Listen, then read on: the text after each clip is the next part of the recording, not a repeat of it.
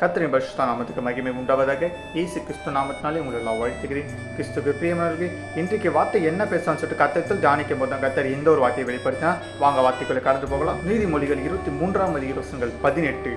நிச்சயமாகவே முடிவு உண்டு, உன் நம்பிக்கை வீண் போகாது. ஆமென். யாரெல்லாம் வசனத்தை விசுவாசிக்கிறீங்க? ஆம், கிறிஸ்துக்கு பிரியமானவர்களே, இன்றைக்கு தேவன் உங்களை பார்த்து பேசிக்கொண்டிருக்கா.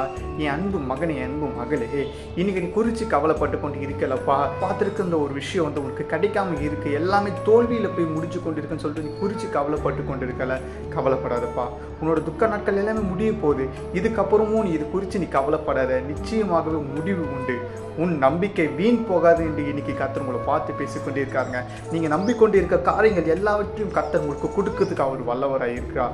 ஸோ அவர் இடத்துல போய் நீங்கள் பார்த்தா தியானம் பண்ண ஆரம்பிங்க. நிச்சயமாக கர்த்தர் உங்களுக்கு அவர் கொடுக்கறதுக்கு வல்லவராக இருக்கிறார். ஸோ அவர் கொடுத்த வார்த்தைகளையும் வசனங்களையும் நீங்கள் விசுவாசி கர்த்தருக்குள் மகிழ்ச்சியாக இருங்க. கர்த்தர் தாமோ நம்ம கேட்ட வார்த்தைகளையும் வசனங்களையும் ஆசீர்வதிப்பார். தேவ சமுதாய கடல் செல்லும். God bless you.